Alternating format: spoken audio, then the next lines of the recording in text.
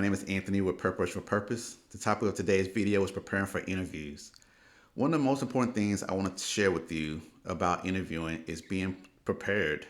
But I want to talk about my personal experience. In my early adulthood, I struggled with interviewing.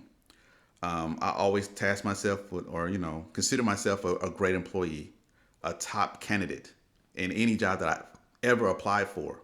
But for whatever reason, not for whatever reason, I know the reason now, is that I was getting turned down because I would bomb the interview. I did a horrible job of speaking to my resume. I would put stuff down to try to make myself look good to get my foot in the door, but I wouldn't remember what I put on my resume. So very important that you putting down what you did and not necessarily lying on your resume, but just knowing your resume, being able to speak to it. That's very, very important. If you can speak to your resume, that's going to improve the odds greatly that you're going to get hired. The other thing I want to talk about is preparing for the actual job interview. And this is something that you should do before you even apply to the jobs, because again, as I mentioned on several videos with your job search, that you want to research potential employers first. Once you research employers before you apply to them, then as you're getting more information about the employers, when you're getting the opportunity for the interview, they're asking you, hey, we want you to interview and come in and when are you available, blah blah blah, you want to ask them questions. What type of interview method are you using? Are you going to be using the STAR method, where it's going to be situation, task, action, result? Of you have to answer it those particular formats to answer the questions, or is it going to be situation-based questions?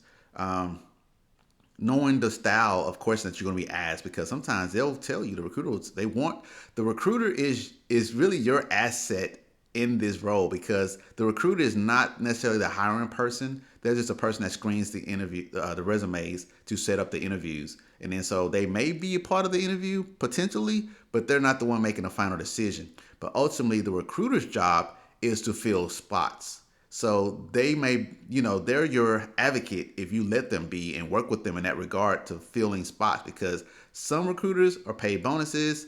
Some of it is just strictly their salary. There's no additional incentives for them to fill the position outside of keeping their job, making sure that they're doing their job properly and filling the position in a timely manner.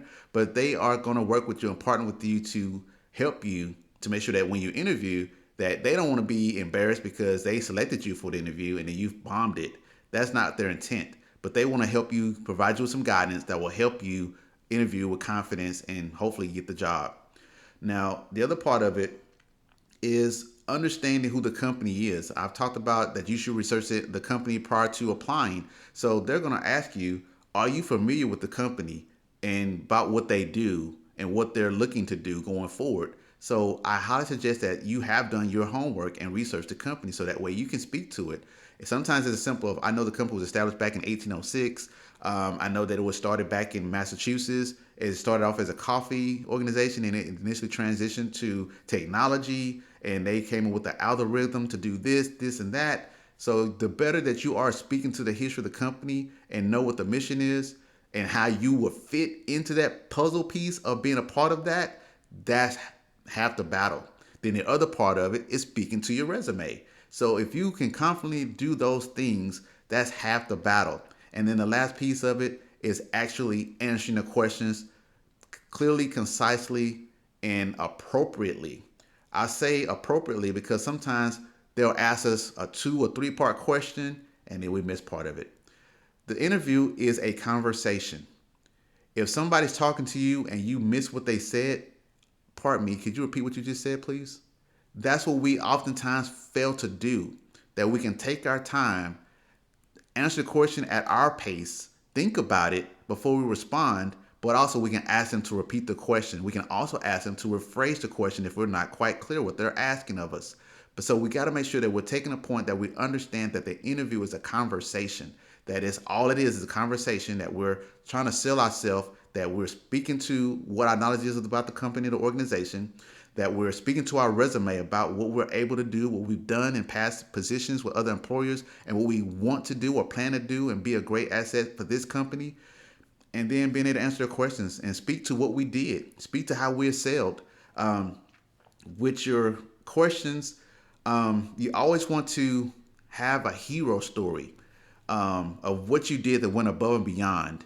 And then you want to have a story of where you failed And you want the story of where you failed to make it where you turned a failure into a success. Because nobody wants to say, well, I missed the deadline and ultimately cost me my job. Well, why should I hire you? You probably gonna do the same thing here.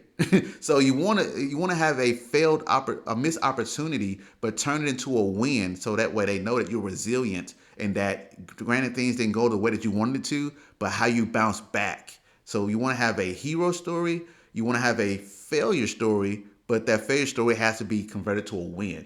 So a lot of times it's when answering certain questions, you want to practice. It's always a good idea to practice the questions because depending on the role that you're interviewing for, you can Google search those questions. About most roles will have some type of interview questions, guides of, and they'll give you answers to those questions. You don't want to be robotic and answer questions how they were previously answered, but make it your own. Make it answer the question or respond according to your work ethic, your history, and how you would handle that situation. If it's a scenario-based question that you have yet to experience, talk about what you would do if you were faced with that situation. But research, practice, and be prepared. When I say practice the questions, record yourself reading the questions and then practice answering the questions and then record yourself answering the questions. So that way, when you're answering the questions, you're speaking slowly, concisely, and clearly.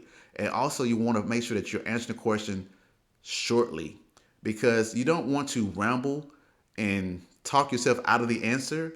You want to give them just enough to answer the question because know that it is a conversation. If they have more questions, they will ask additional follow-up questions to get more information what they're looking for. So always be mindful of that. And then lastly, professional attire. Whether you're interviewing in person or virtually, always make sure that you are dressed appropriately. Don't take the chance. You've seen the blooper reels of people in Zoom meetings and they're in their underwear, they don't have bottoms on or something crazy. Dress the part from head to toe. Dress the part. So if you have to stand up, something drops and you have to go stand up to move over and go pick something up, and they see you in the frame of the camera and they see that you're not dressed professionally. Hey, that's what you're going to do in a meeting at work. So that's going to shoot you out of the opportunity. So please make sure you're dressed professional, at a minimum business casual. A lot of places, a lot of people with generations have changed where it used to be where, a man was expected to wear a coat and tie. Women were supposed to wear a dress.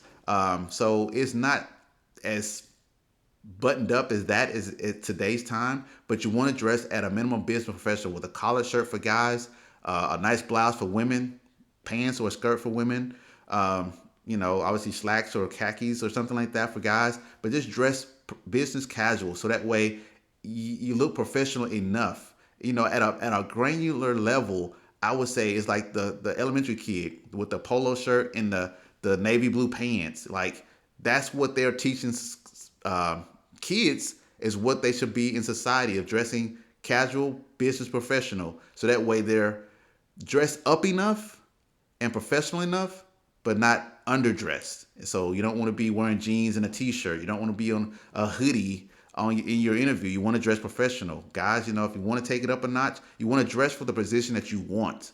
And so if you want to be the boss, then dress the part.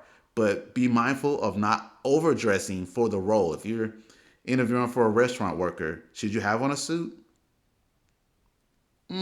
I may not. I may wear a shirt and tie just to let them know, hey, I'm putting my best foot forward. I'm probably not going to wear a suit for a restaurant job. But if I'm interviewing for the manager role, absolutely I'm going to wear a suit.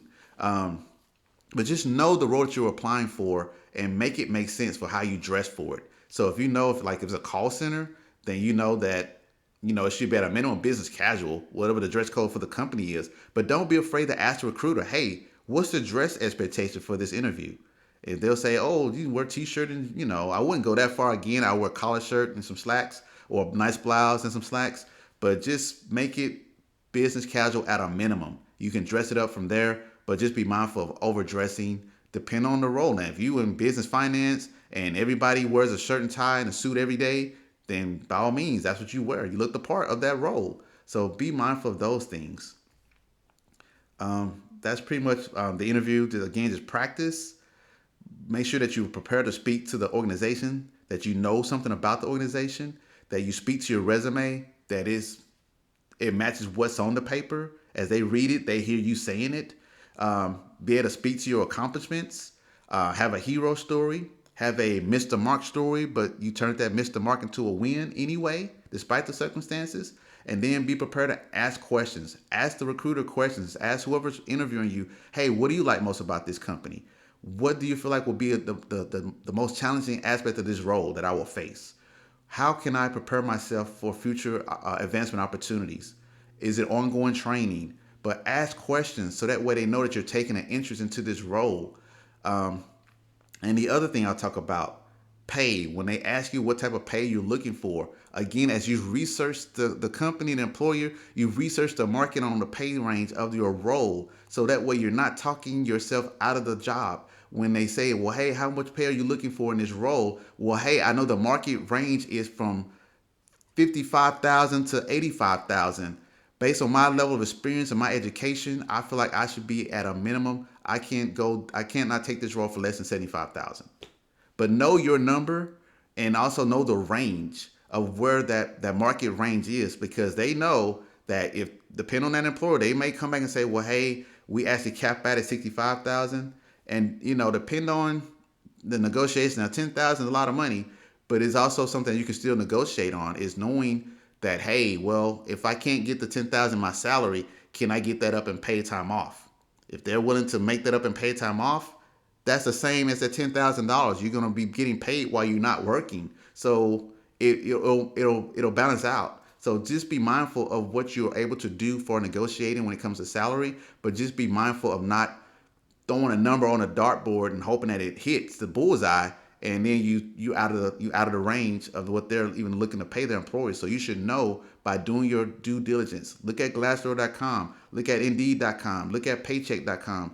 There's other companies that'll tell you how much the market industry is for that role in your city. So that way you're more pinpointing what the price is. Sometimes on Indeed.com, sometimes it'll tell you the pay range for that role. But just be mindful of what that market range is. Go to Department of Labor, look at the actual market value. It'll tell you the median for the country, and you can pinpoint it down to the state. So that way you're not you're not putting yourself into a higher range that company may rule you out of the hiring. So be mindful of that, but do your due diligence. And again, practice answering the questions to make sure that you're speaking concisely, short and to the point. And again, if they want to elaborate on anything additional, then they will ask you additional questions. I hope this information helps you. Again, I will more than happy to help you. I do offer mock interview sessions on my website, preparationwithpurpose.com. Is a paid service. I also have other resources of walking through additional guides for best practices for job interviews. But definitely check out my website, preparationwithpurpose.com. I hope you like this video. Leave your comments in the chat below. And thank you, and hope you enjoy your day.